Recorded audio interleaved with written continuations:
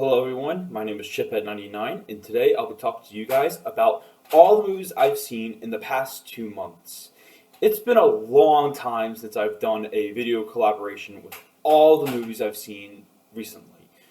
The reason why is because I've just been so busy with all the amount of work that's been going on the senior year of college. So I kind of had to delay it a bit. But recently there's been a push for me to do it again due to a public speaking class. So today I'm going to be filling that with all 20 films I've seen in the past 2 months since the beginning of April or end of March until June at the end of May. That's when I'm recording this, and I have a long list of 20 films, like I said, and today I'll be covering all of them. I'm going to make each review segment a little bit shorter than last video. Last video I was like talking about a film for like in between like 8 minutes, while today I'm going to be talking about like a film for a minute or two, nothing longer. So hopefully I'll try to accomplish that and make it a shorter video, but a lot more content, and also be a little bit more quick on all these movies, and especially the ones I haven't seen in a while since like end of March. So I'll be getting right into these films right now. So how about we move on to my first film? Let's start it. Alright, so starting first, we're going to be talking to you guys about a film of my thoughts called The Adam Project. This is a Netflix exclusive film, and it was directed by Sean Levy, the same person who's directed Free Guy, and is going to be directing the next Deadpool film. So I'm kind of against the public same thought, where most people seem to really like this film, but for me, I actually didn't really like this film that much. I felt it was a really kind of generic film, especially for a time travel film. I didn't really laugh once at any of the comedy. I didn't really care for any of the characters, and I never really saw any like outstanding performances outside of Walker Scobell, the main kid actor for the film, and I think he did a really good job for a child actor. But outside of that, I didn't really find anything special with it. I wasn't really impressed. The visuals are meh. Acting was meh outside of the kid again, and obviously, there was just nothing really in depth about it that really captured me as much as like other time travel films, such as like I don't know, Terminator 2, Back to the Future trilogy, or any other time traveler films that come to mind, like Hot Tub Time Machine. That's a random one, but that's a time travel comedy.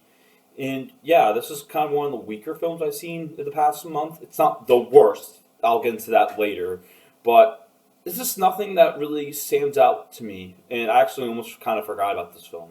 So yeah, kind of on the lower side of the list. But moving on to my next film. So next I want to talk to you guys about another streaming movie that was only on a streaming service, being this time Disney Plus, and this film is called Better Nate Than Never. This film wasn't really on my radar until a week up before its release, and I decided I wanted to watch it because it looked like a fun, cute little film, and I actually really liked it.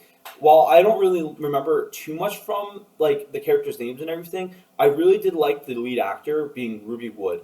His portrayal of the character was really well done, and I really liked how they did the queerness of that character. They never say he's gay or anything, but obviously the film pushes that he is, but he never kisses a guy or says he's gay or bisexual or whatever he is. And I really liked that portrayal. There are other films that do it better, in my opinion. None of them come to my head, but it still did really well, especially for a film on a family-friendly streaming service, and that's also aimed for a family-friendly audience. Another film also I really liked has a lot of heart to it. I really like how it pushes for the viewers to actually like try and achieve their goals or dreams despite whatever people else might say. I've always dealt with that kind of thing, and I kind of related to that aspect of it. Plus, I also really liked how in-depth it seemed it really went in with like the whole Broadway aspect. I'm not really huge into Broadway or musicals or plays that much, but I really liked how it really dealt with like a lot of like background on Broadways. But I know I said I'm not really into that kind of thing, but I felt like it really went into it really well. And yeah, it was a good movie. I mean, it's not the best film, but I really liked it. And it is definitely one of the better Disney Plus exclusive movies I've seen recently. So I give it a thumbs up. So next, I want to talk about the meme film I have had to add to this list, being Pinocchio: A True Story. This was memed upon instantly by the entire internet as soon as the trailer came out in like February or January, and I just had to watch it when it released. I watched it with a friend, and we both laughed at it the entire time. But basically, I drudged through this with my friend together. It was just so bad. The voice acting is some of the worst I've ever seen in any film in like years. It's like room quality bad. And not only that, I absolutely hated all the characters that are in this film. The They are just so annoying with their voice acting. You get like top quality people such as Polly Shore, but then you have actual good people like Tom Kenny, and like he does like one of his worst performances he's ever done. And but that's not the only bad aspect about the characters. Their lines, like putting aside their voice acting, made me want to really punch them. They're just that bad.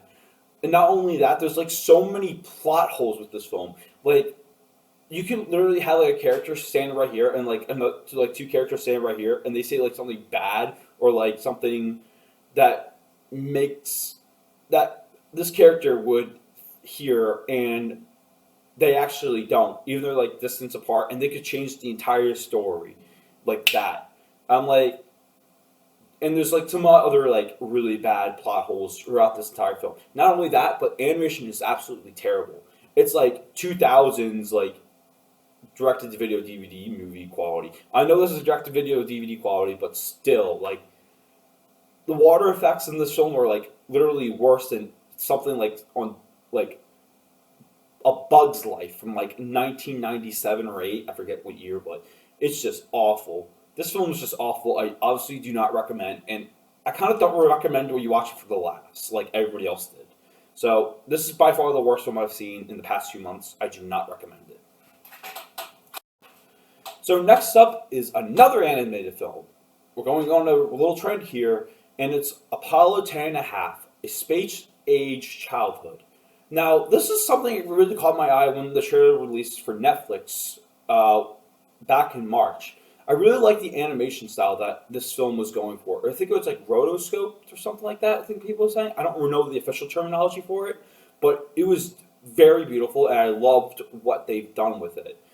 It also has a Black Jack as the narrator of the film, but it's like not like that voice like you expect from like School of Rock or Kung Fu Panda. He actually puts on like a really good narration voice acting role in this film, and I feel like it also tells an interesting story, like how people look back at the 90s, and I really like how it captured that magic of not only like the space age, which is a huge part of this film, which I absolutely loved how they conveyed it, but I also loved how it dealt in with like a ton of other 90s aspects, such as movies, family bonding, family gatherings, TV, all the minor stuff. I really loved how it dealt with all those aspects. And I keep telling my dad, he will absolutely love this film as he grew up in the 60s.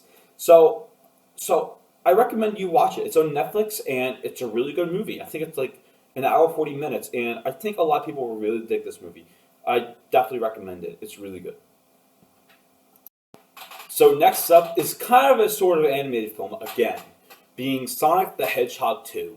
So I've seen the original Sonic in 2020 before the pandemic happened, and I really liked it. And I saw the opening night, and I had to see this film opening night again. And I'll say it right now, Sonic 2 blows the original out of the water. Sonic 1 was kind of like that, like animated character on a road trip with a realistic human, and but this one goes all out and is a huge fan service to like everybody that's a fan of the games. And I'm not the biggest fan. I've played a lot of Sonic games, such as Sonic Mania, some of the original Sonic games, like 1, 2, 3, and Knuckles, and even some of the Sonic Adventure games. But I really love this film as a sort of Sonic fan. I definitely think it is the best video game film overall. There are some good ones I like, such as, I'll say this, I'm actually a little bit of a fan of the Uncharted film. I know a lot of people aren't. I also am a fan of what was another video game film that came out recently? Detective Pikachu. I like that one, but com- this is like the best one, easily. It has a lot of fan service to the games, such as the Death Egg or whatever its name is. I'm sorry, I'm not the biggest fan, but it definitely is from the film, the final action scene from Act Three. Some of the other stuff, such as the Chaos Emeralds, and some and other various things, such as even I think the tornado airplane takes is even in this film, as well as some like homages, like the Snow Mountain is one of the stages from Sonic Three.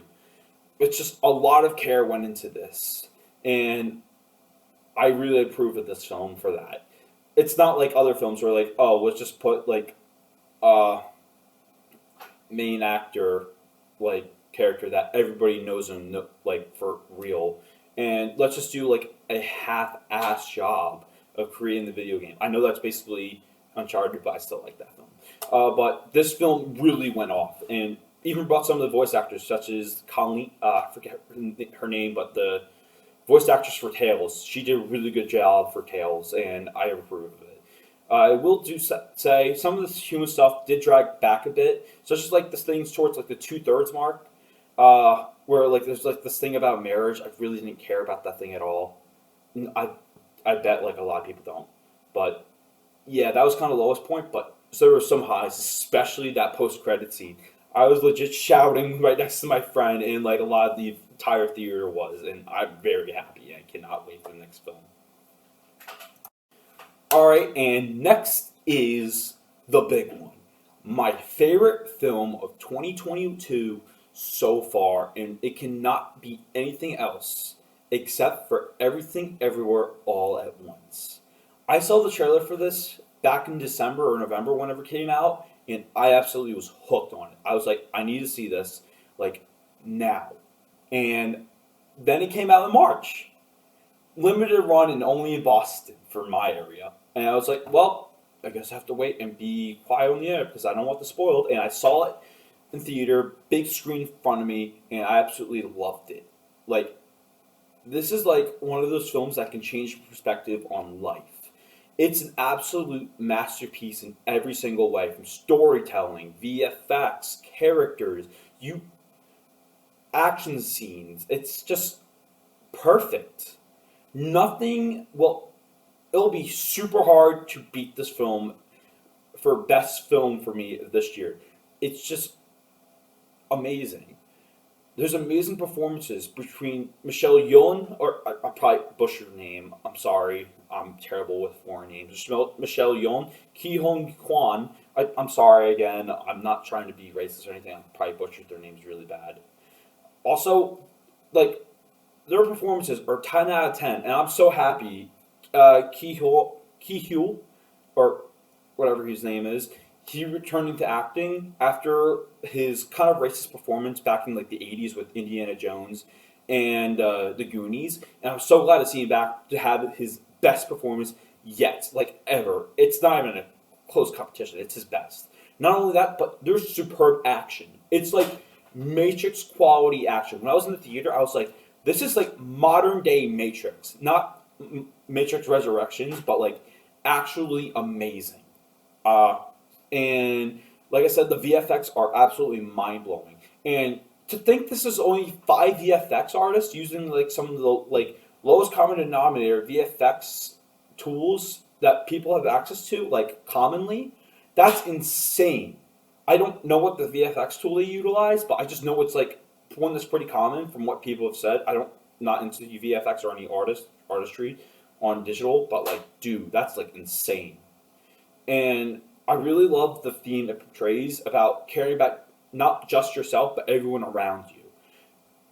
It was conveyed so well during that final act, and I absolutely adored it. And of course, there were some amazing scenes that you will never see in any other film ever. I won't tell you about that one scene, but it absolutely rocks.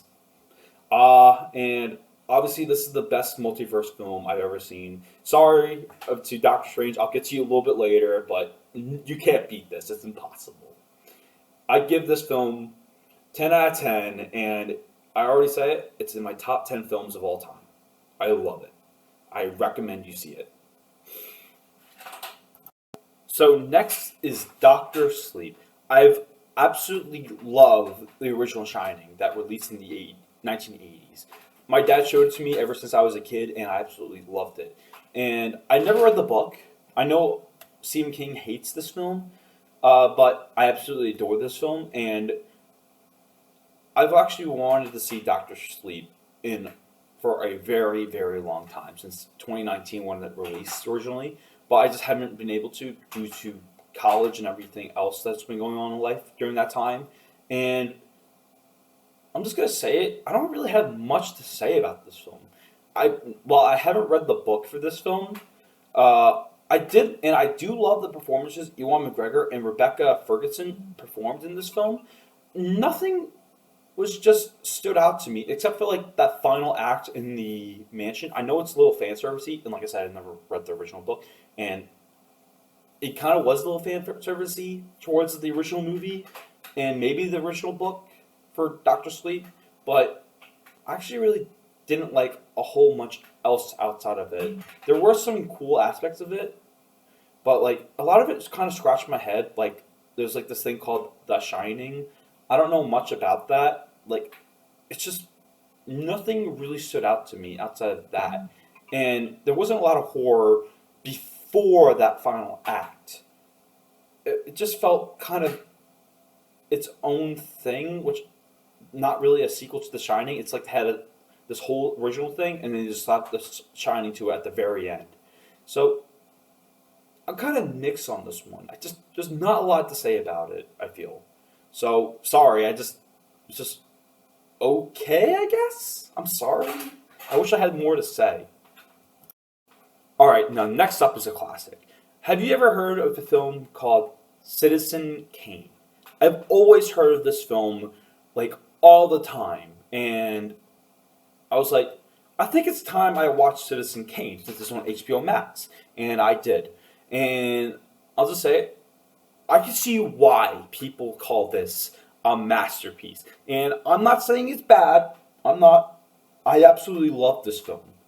But I think there's just a lot of films I love personally more that are way better. It's still like an amazing film, and I can see why people love it. It's got amazing cinematography. It has perfect acting, especially for Orson Welles. He did amazing acting for the lead role, and as Kane himself, and as the actor does like the entire acting for Kane from his early 20s being a entrepreneur in the newspaper industry and being a rich person and having a lot of life to him, and then you see him lose a lot of that soul in his life as he becomes older and older and tries and becomes more like a filthy rich person. And I loved how Orson Welles did it. It's a perfect acting, I feel, and it's a great story. It's a great story overall. Of course, I have to mention the twist. I can't say anything about it, but I really love the twist a lot. It was a great twist, and I can see definitely why it's one of the greatest twists in Hollywood or cinema entirely. It's just perfect, and I absolutely love this film. And it is. I can see why it is a must watch for almost everyone, basically, it is a must to watch for everyone to see once in their life. I feel, and I definitely recommend it. I would say it's an amazing film. So next up is another film I recently saw in theaters, being The Bad Guys. So I love animation. This film has amazing animation. Win in my heart, win in their heart for the money I give them, because this film has the best animation I've seen this year, easily. It's like, I know this is a cliche at this point, but to say Spider-Verse did a shoot ton of motivation for animation companies to stylize their animation, but man, this animation right here, it's so stylish, comic-y, and it's just so fluid and full of energy. It's like, a lot of comparison is like Lupin the Third, but with furries, and I absolutely loved it. Not only that, but there's a lot of lovable characters that come from these characters, such as I know the internet has a huge crush on Mr. Fox, or no, Mr. Wolf. Sorry, that was fantastic, Mr. Fox. I was thinking there, but no, the internet has a huge crush on Mr. Wolf and Mr. Snake, and obviously I really liked Diane. She was a great character, and there's just like I said, the characters are basically lovable except maybe the villain. That's one thing I didn't like about this film. It's predictable. There's a lot of predictability that comes from it, but I don't really mind the predictability that much because I just have lots of fun with this film. I mean, yes, it is bad to predict a story easily, but I just really love it, and it's just a really fun film. I won't say it's amazing, but I would say it's simply great. And I know DreamWorks is known for the making of great sequels, and I would love to see a sequel to this film. It's definitely their best animated film in years, since Captain Underpants. That's probably what I'm going to say. I haven't seen most of the How to Train Your Dragon films. Never really been a big fan of the original. Sorry, but also I don't really care for Trolls or anything like that. So I'll say best film from DreamWorks in years, easily. So next up is another film I saw in theaters, but this time I saw it with my mother back in late April, I believe. And it's The Lost City. I wasn't really originally going to see this film, but this is kind of like the only film we both agree that, like, yeah, you would like it. And I guess I could see it just because it's something original. So I was like, I'll get out to my list of films I could see and diversify it a little bit more. And it was alright. It's somewhat forgettable. It's not one of the best romantic comedies I've seen.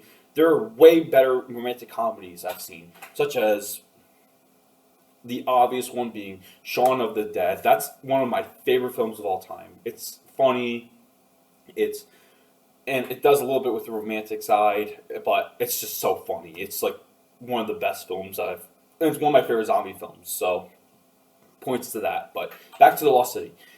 I did laugh somewhat. There are some really good jokes, such as the cameo appearance of Brad Pitt. I mean, he was already advertised, but he's not in too much, but I really liked his role in this film. There was also some other kind of funny jokes I liked here and there. It's not your typical modern day comedy. There's a little bit kind of like those 2000s comedy, but not really like any like weird jokes that like most people would turn their heads against these days. But it has a lot of that kind of comedy to it. I don't really know how to describe it, but there are some jokes you'll laugh at. There's also some really good performances. I'll give a huge mention to Daniel Radcliffe in this film as the villain. He did a really good job, and I really liked his performance in this film. So, outside of that, it's nothing special. I don't really remember too much about it outside of those little things here and there. And I probably won't see it again, but I definitely know this is a film my mom did say she really liked a lot. So I'm happy for her to see it. And you guys might like it too. I just didn't really find much in this film. So, oh well. But it's alright. Alright, next one is a big one. I've seen this film a bunch of times, but I never sat through from start to end for this film ever before. And it's The Wolf of Wall Street. And this film is exactly what everyone says it is. It's a magnum opus by Martin Scorsese. It's literally a modern day 2010s masterpiece. It has amazing pacing.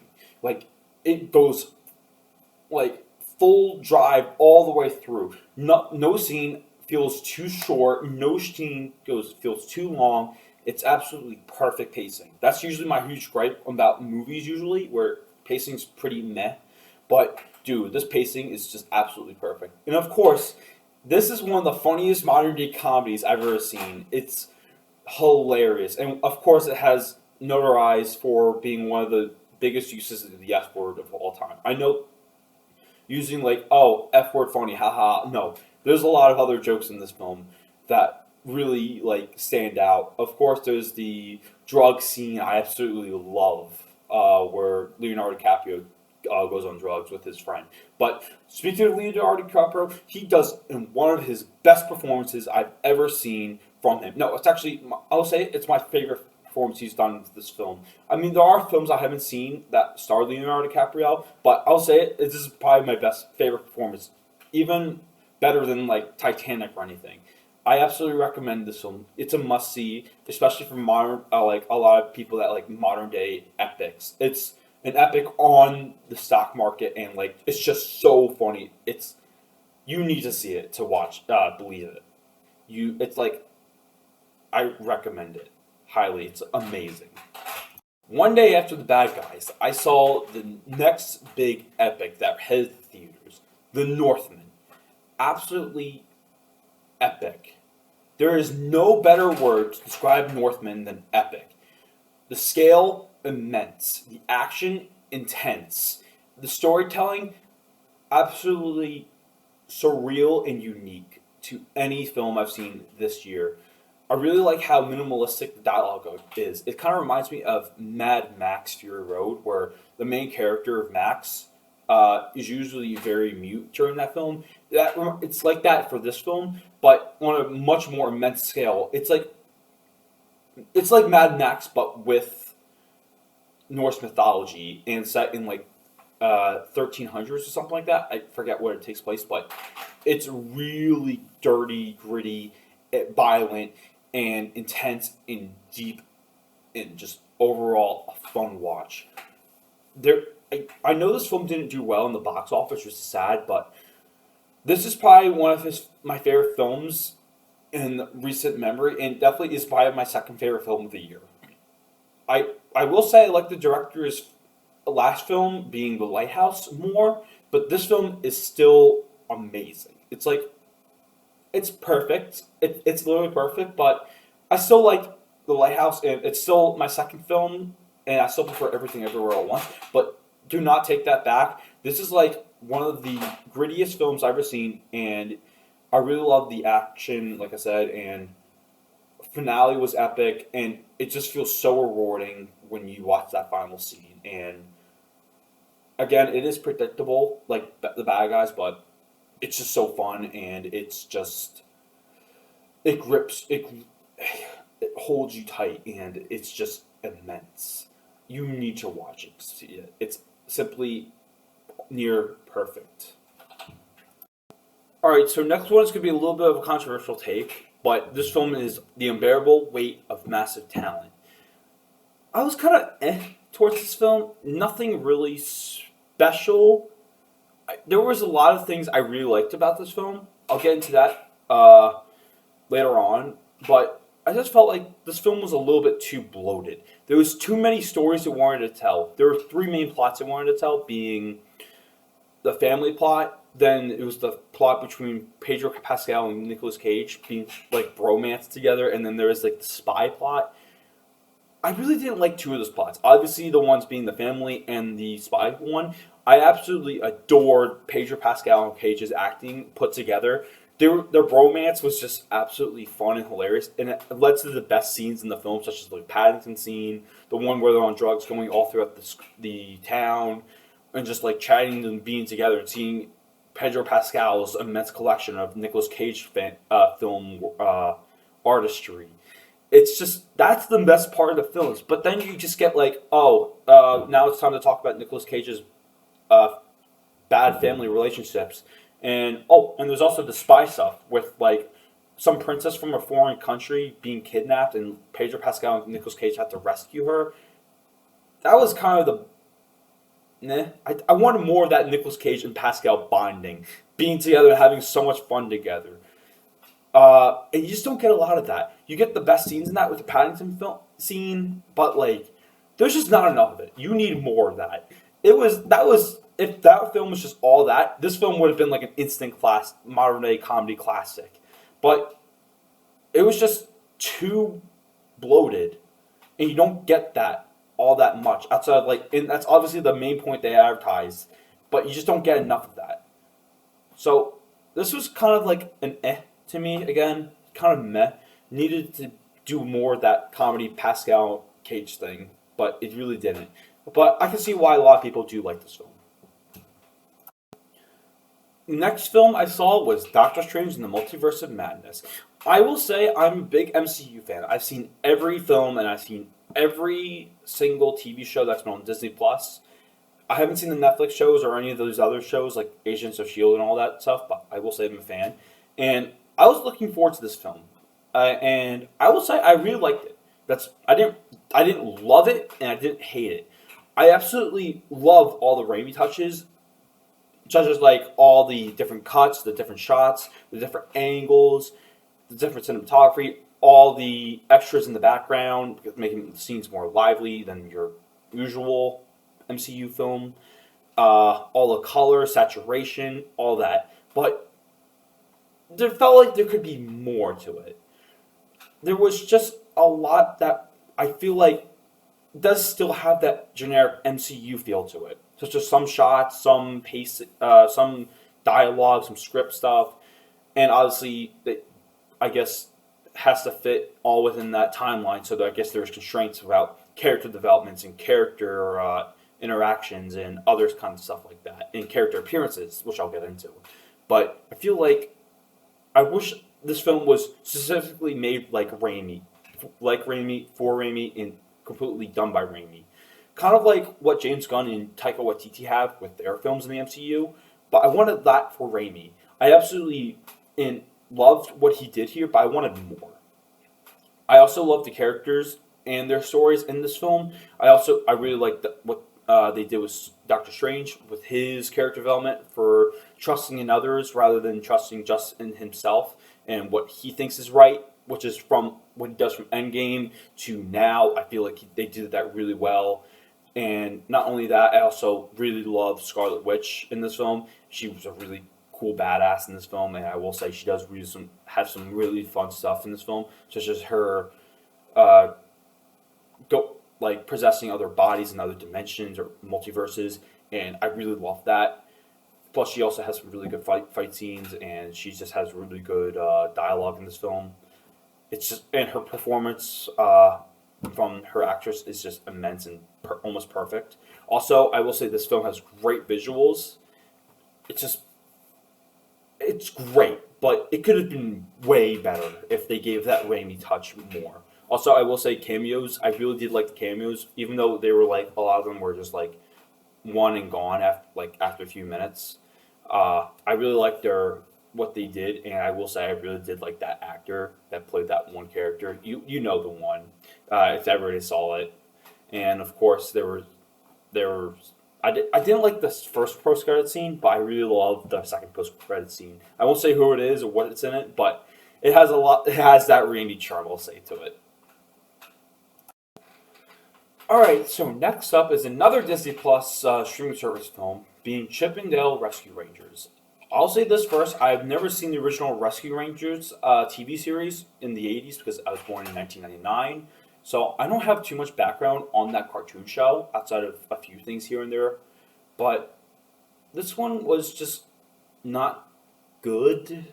I really didn't like this film. It's kind of like one of those, oh, let's just put all these cameos in one film and let's see all the reactions on Twitter and that's going to be the main thing. And guess what? That's exactly what it was. Like, the only thing I saw anyone talking on Twitter was just all the cameos, such as like Ugly Sonic or like, I don't know, Seth Rogen being another character and all his characters that appear, and Peter Pan being a fat guy, bad guy, and which is kind of weird with the original Peter Pan's voice actor, with how he turned to drug addict after a lot of failed performances and failed career, which is kind of sad. And I hope that this film didn't know about that, and if it did know about that actor's past history, that's kind of disturbing, and I don't like that turn at all. But yeah, I mean, this film, I will say, this is one of the better films that had like reference films, such as like better than like Ready Player One or like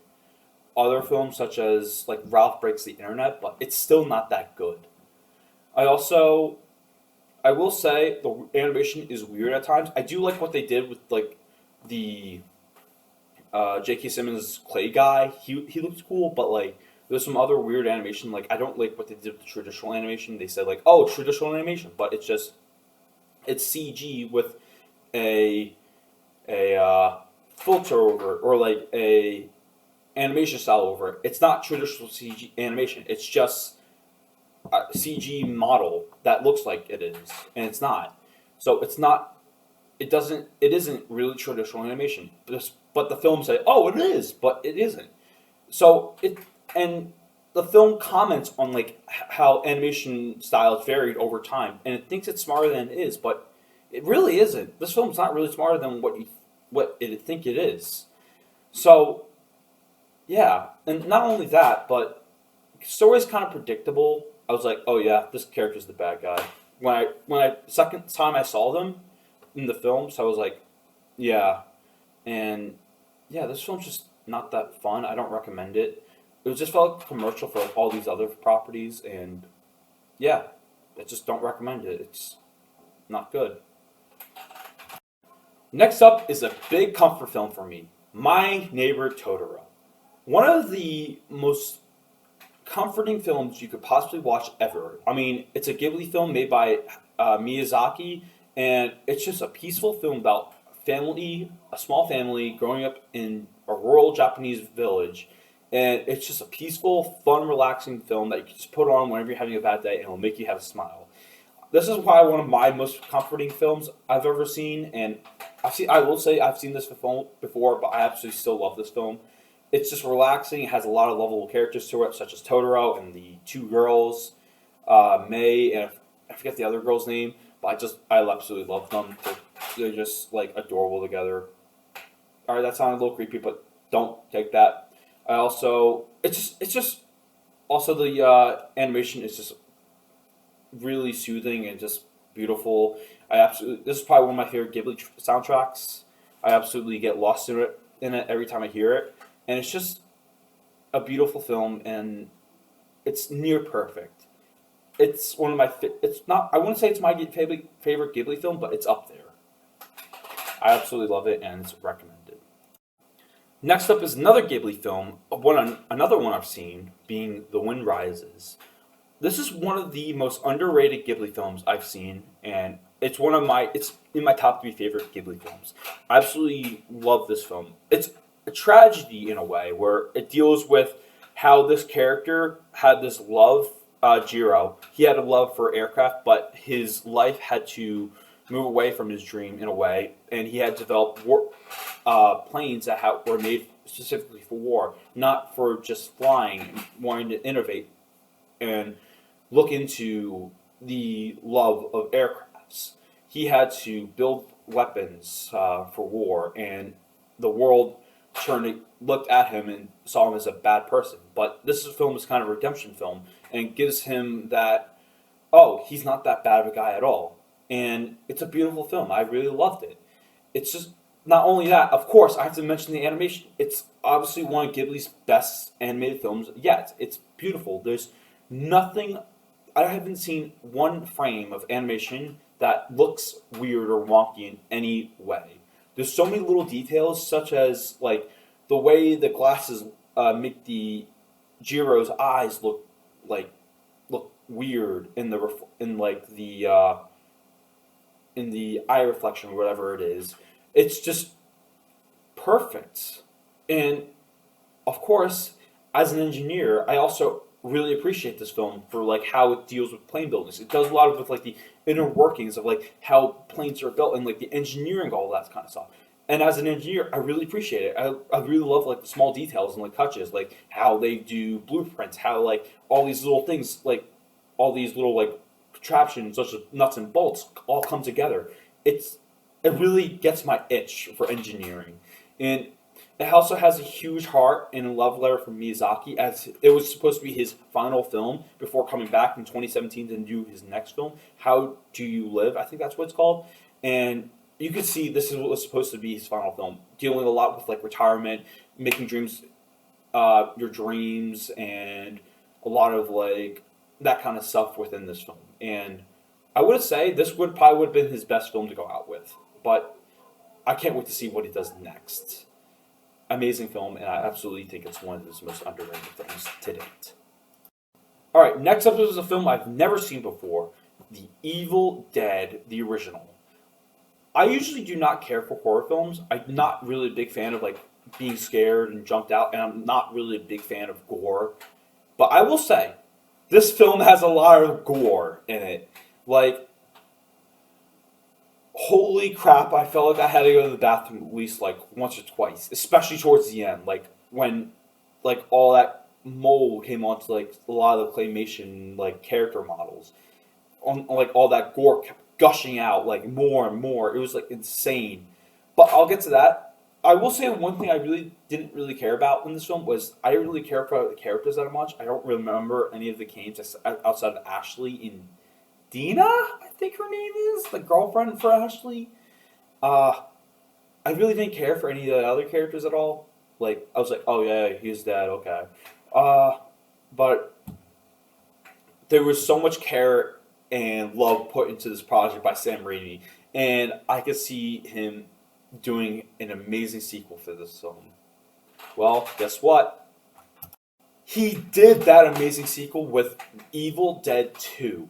And holy crap, everything is pushed up to 11 in this film. The gore is amazing. The claymation is amazing. The practical effects are amazing. All the little details all throughout their house that make it more haunted is just up the ante so much more. And not only that, but Bruce Campbell gives us like one of the most craziest performances I've seen in any horror film. Not just horror film. The craziest performance I've seen in any film to date. It's absolutely insane what he does in this film. He laughs like has the most craziest laugh I ever hear, and you could just tell he loves this role so much, and I absolutely loved it. This is, I'll say it, I don't watch a lot of horror films, like I said before, but this is probably one of my favorite horror films I've ever seen. It's, you can't say it's not perfect. It's perfect. Like, this is the Sam Raimi's biggest love letter to horror, and I can't wait to watch Army of Darkness. I'm going to be watching that very soon, and I can't wait for it. I know it's not as good as these two films, but I still can't wait to see how the story concludes and where the story goes. All right, and that's basically it. Thank you all for watching these past 20 films. I know it was a lot, but I am very glad where this is going. So next up, I'm going to talk about my next few films I'm going to be watching. I have some films I want to see soon, being Men, Top Gun Maverick, Top Gun, the original, because I haven't seen Top Gun Maverick because I want to watch the original. And I also want to see Bob's Burgers, and I also want to see Lightyear. And there's probably going to be a lot of other films I want to see that are coming out that catch my radar, or some films I see on like streaming services. But those are some of the big ones I want to see. So also send any suggestions to me for films you want me to watch. I'll be open to them. Leave them in the comment section below, and I'll probably watch them. All right, so thank you all so much for watching, and I'll see you guys next time.